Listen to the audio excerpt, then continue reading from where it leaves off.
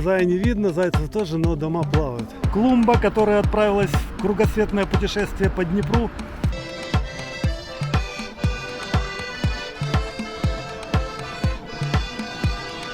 Жалко резать. Рука дрожит.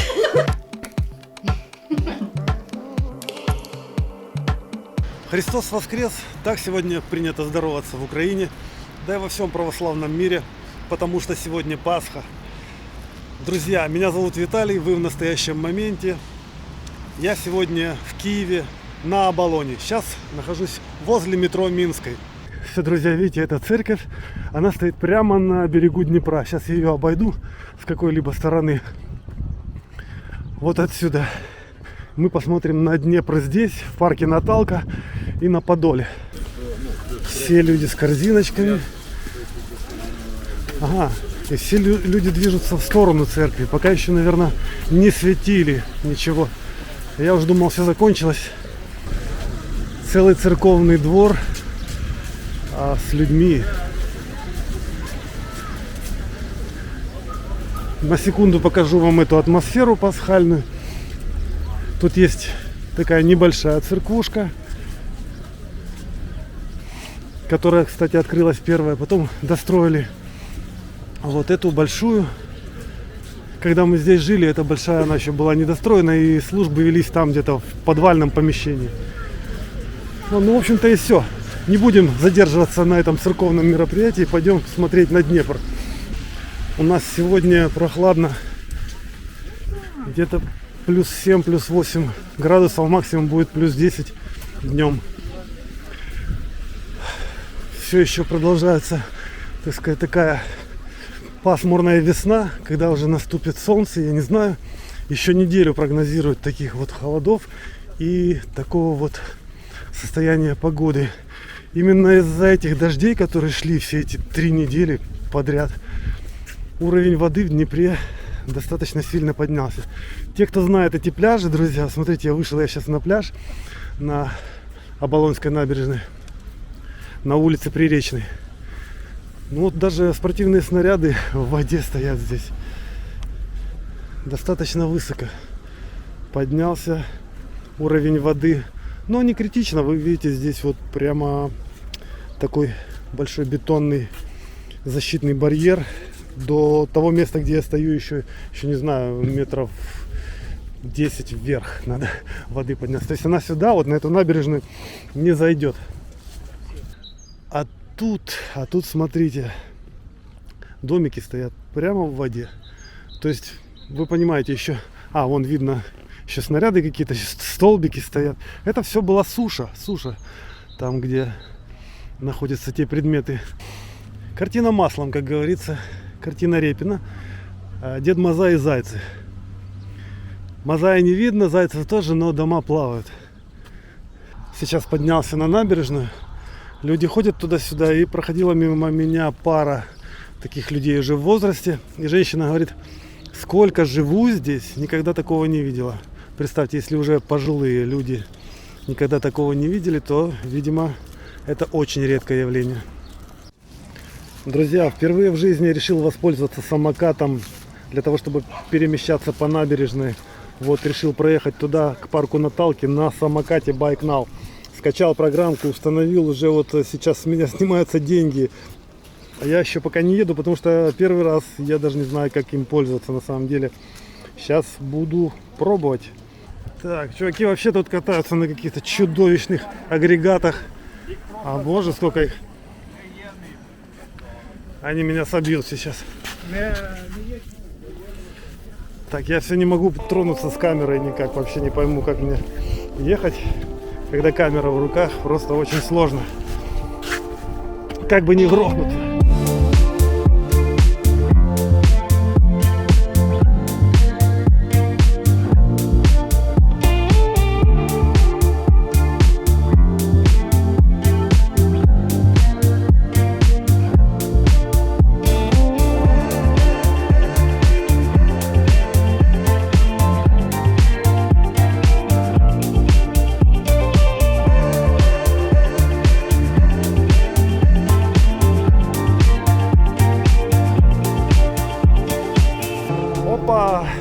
съехал.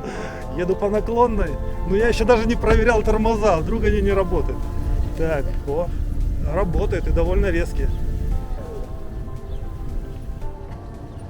Капец, я рисковый сегодня. Можно же и разбиться. Так, и почему мы сюда приехали? Мы приехали потому, что здесь потоп. Будем ехать вдоль этой вот потопленной набережной. Остановлюсь здесь на секундочку сразу.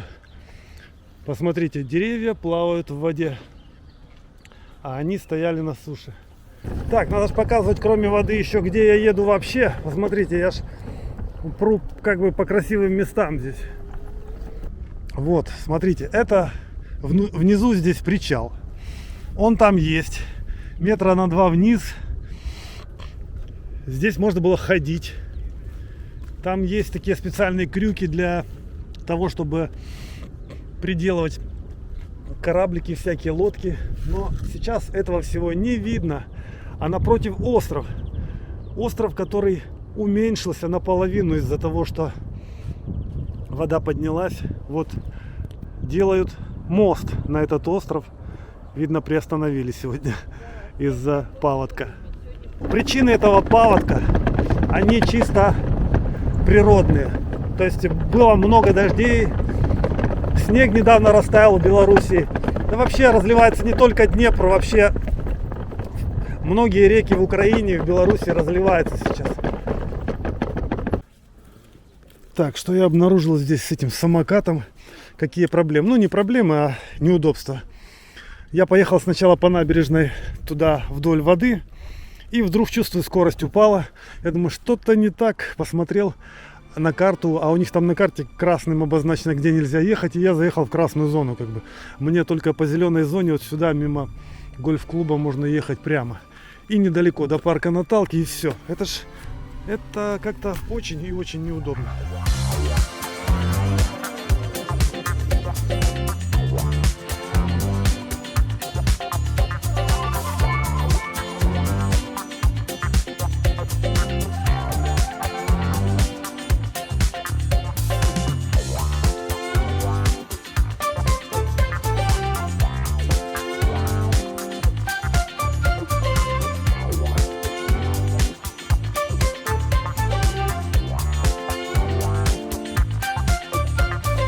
Друзья, мой первый опыт использования самокатов на улицах, он немножко неудачный.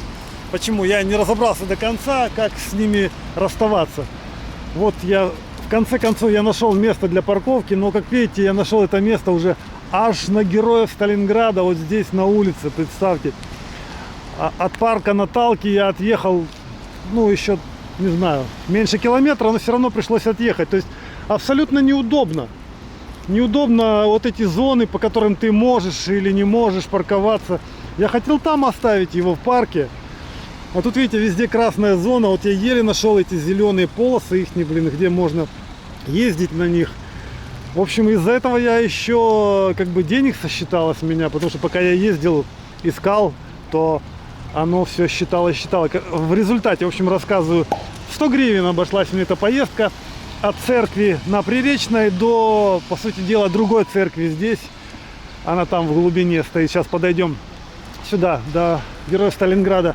9 гривен сняло с меня сразу при разблокировке самоката. И потом каждая минута 3 гривны стоила. И все, вот 100 гривен в результате. Ну, в парке Наталка. Ничего особенного, тут видно, просто дорожки уходят под воду. Вот эти. Вот шла дорожка, пошла под воду. Но она тут всего лишь метра на 3, нет, больше на 5 метров ушла. Дальше она вообще заканчивалась. Так что тут особо так не ощущается никакой трагедии. Видите, основные дорожки все равно не залило. Какое-то течение здесь сильное несет. Раньше здесь никогда такого не наблюдалось, просто было спокойное, очень спокойное течение. А сейчас прям быстрое. Ну, поток воды. Сейчас люди массово фотографируются рядом с вот этим вот розовым цветущим деревом. Это дерево издалека видно. Мать, подними как-то Женю, чтобы она... Такие крупные цветы здесь. Я, честно говоря, не знаю, что это за дерево. Но оно выделяется на фоне серых и зеленых деревьев здесь в парке. Его просто видно с любой точки парка. Вот, фотографии для Instagram.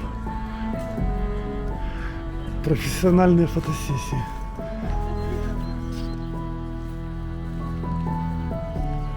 Вот сюда, до этой церкви, я сначала доехал на самокате по набережной. Хотел здесь припарковаться прямо.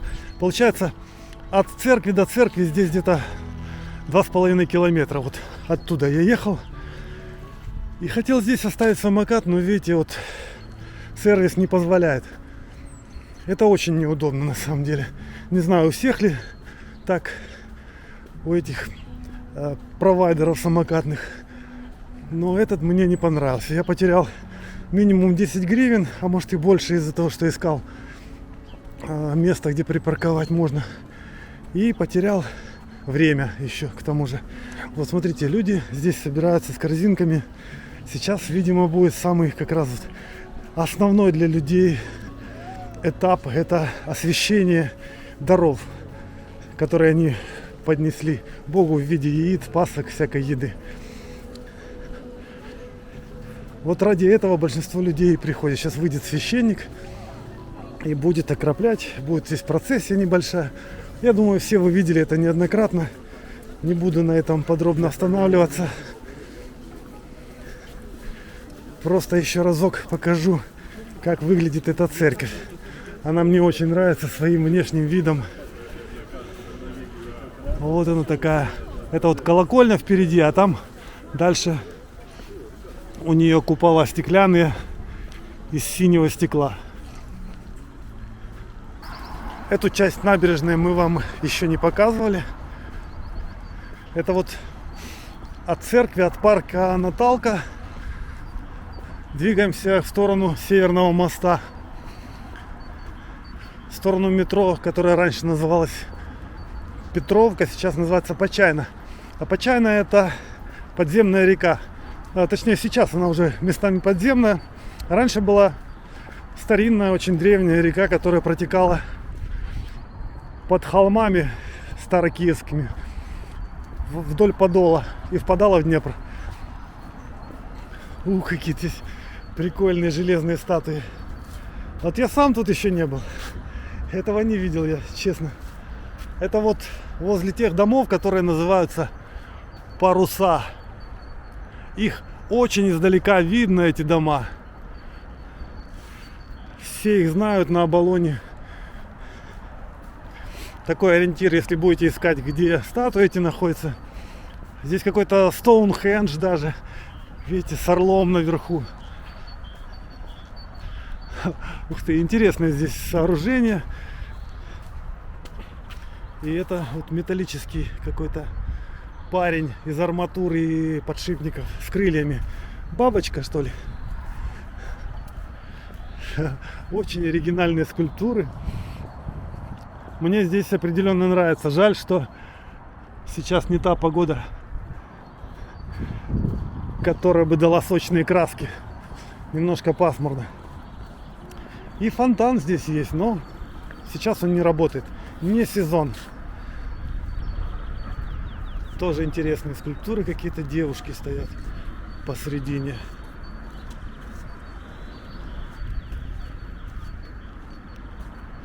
Слушайте, тут просто можно ходить, рассматривать эти скульптуры.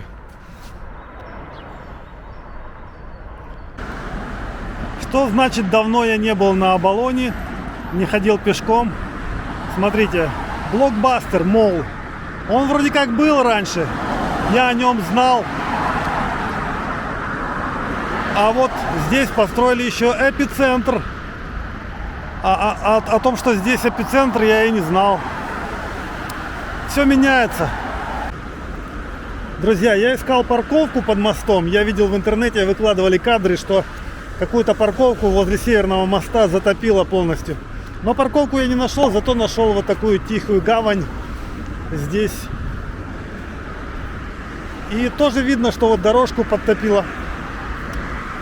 Ну, вообще красиво, спокойно. Единственное, что шум этого шоссе все портит. Теперь я иду вдоль Днепра по правому берегу от Оболони до Подола. Честно говоря, сам еще ни разу так не ходил. Вот по этому шумному шоссе я буду идти вдоль него, мимо мостов. И мне самому интересно. Километра 3-4 идти мне до Подола отсюда.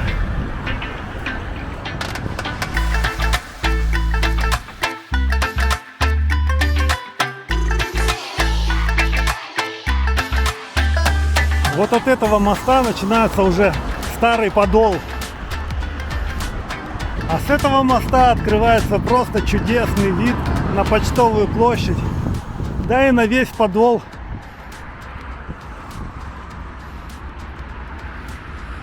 А если посмотреть дальше, то в принципе можно увидеть и центр города.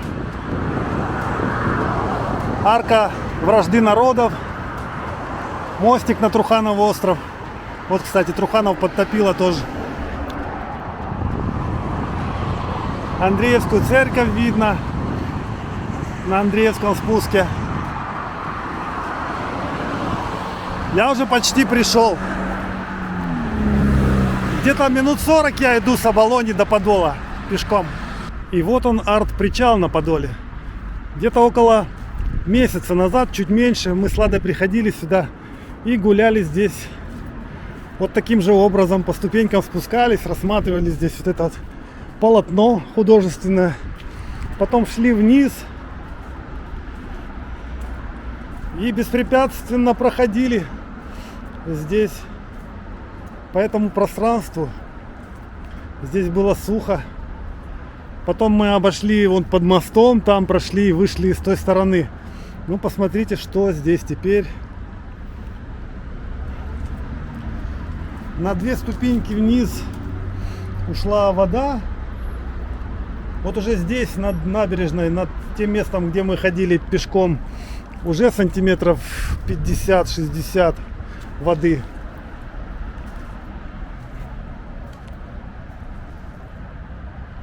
Ну, а там еще ступеньки были, тоже открытые ступеньки. Вода стояла на метр ниже точно. Ну, конечно, для этой местности не критичный подъем воды.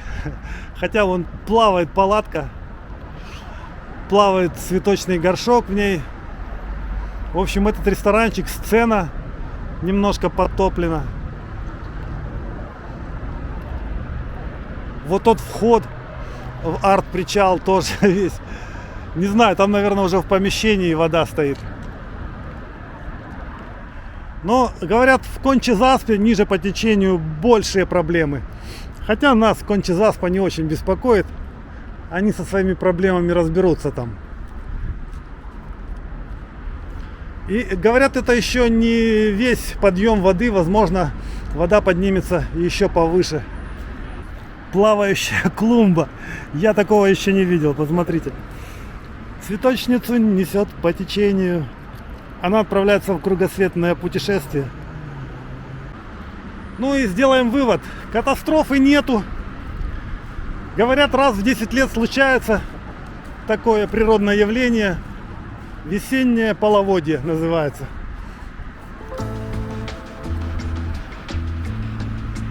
Но мне хотелось на это посмотреть, друзья, и вам показать. Ну что, от этого места я уже буду чухать к метро Контрактовая площадь через Подол. Вот через подземный переход и дальше. А потом в Ирпени покажу вам праздничный стол.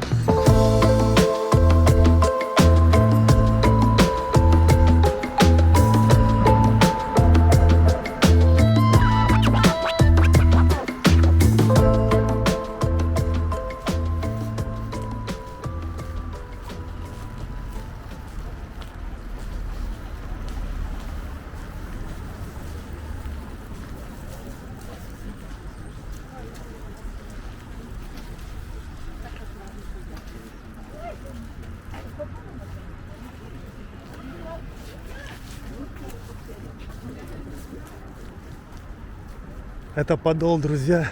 Здесь вовсю идет служба. Хотя это и еврейский район. Здесь есть синагога где-то красивая. Но христианские храмы здесь тоже на каждом углу просто. Видите, немного людей здесь возле этого храма, потому что здесь на квадратный метр человека, площади, точнее, Подола, есть масса церквей и монастырей причем. Поэтому-то народу не нужно толпиться в одной церкви. Боже, как же здесь атмосферно на Подоле. Страшно люблю здесь прогуливаться. Жаль, что живу далековато.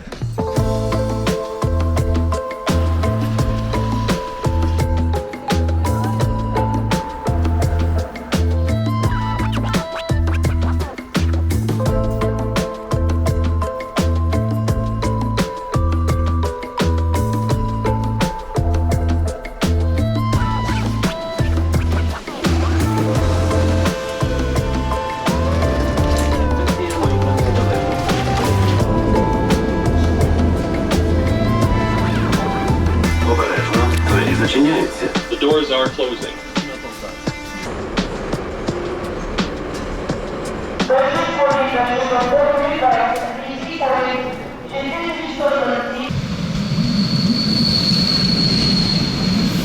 Колії першої платформи відправиться поміський поїзд 6607. Поїзд на станції Тутою. Розкидають з усіма зупинками час відправлення 13:52 хвилини зараз хвилин.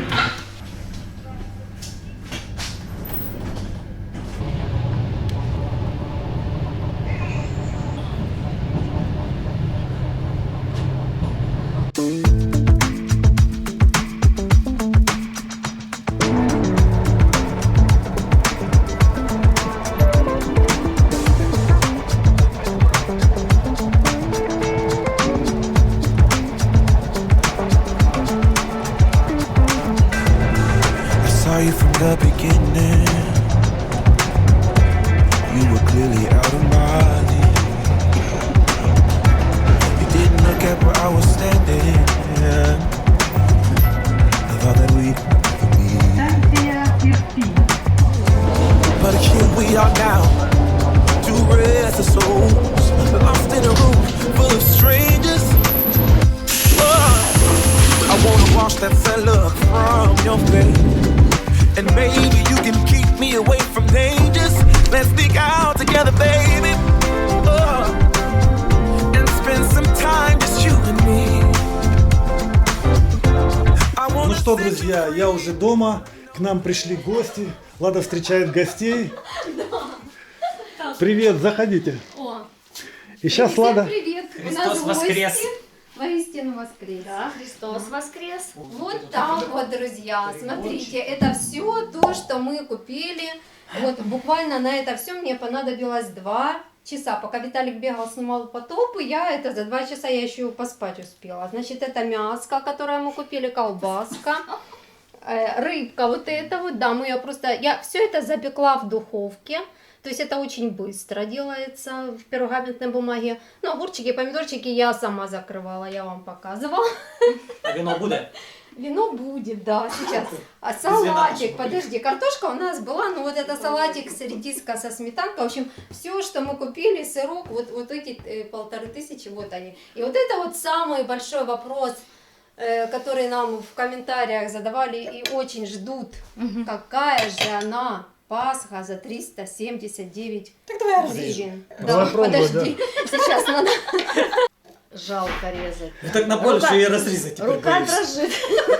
А Так, смотри, тихонько. смотри, сколько сверху всяких сухофруктов. Сразу да? видно, що у Лади любовника нема ніякого. Нож тупой. Какой ты прозорливый. Все одно її ламати будемо жрати. Да, ну Подожди, давай. Ленка. Ух ты, ну видно, что она сдобная, Ну да? а правильно? там, смотри, пахнет? там есть сухофрукты внутри. Нет, подожди, Леша, ну так же не подожди. От мало сахара, мало солі. А так вкусно. Много орехов. Ты за орехов за этих дорого. Орехи Смотри, тут у нас еще есть со Швейцарии панеттон. А так давай сравним. Это паска швейцарская. Серьезно? Да, это прям со Швейцарии. И это цена ее, что ли? Да. Да. Сколько? 7,95 евро. 8 евро. То есть Слушай, эта так- паска со Швейцарии, это наша, да? Вот Да. мы сейчас ее и сравним. Так подожди, наша дороже была. Наша стоила $10. Это в евро А цена. это 7 евро. Это ну, приблизительно 8. одинаково. Ну, Почти 8, да. 8. Так, ну Смотрите, на вид она так. отличается тоже, да? Хотя нет. Ну, смотрите, вот и вот. В эту паску добавляют алкоголь. Из-за В эту, из-за в эту, этого да? она долго хранится, ну и прет лучше. Ладно, ну давай сравнивай. Ты как эксперт скажи мне, какая лучше? Юль, ну вот скажи, ну да, она плохо режется, а мне кажется, она немножко глыбковата еще плюс ко всему сейчас. Вот, смотрите, какая пасочка, вот давай. Давай пополам. Давай, да. Тут я вот эту вкусняшку возьму.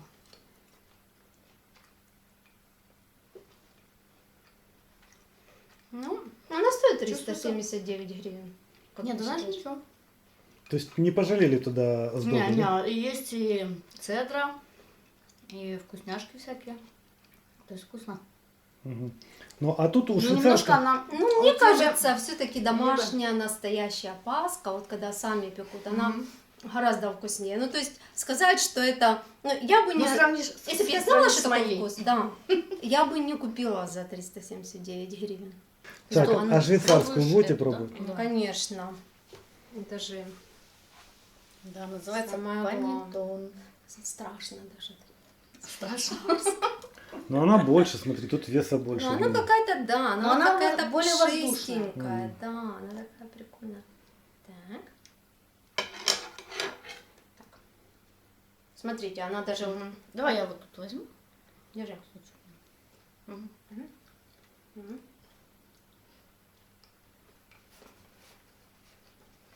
Она даже слаще.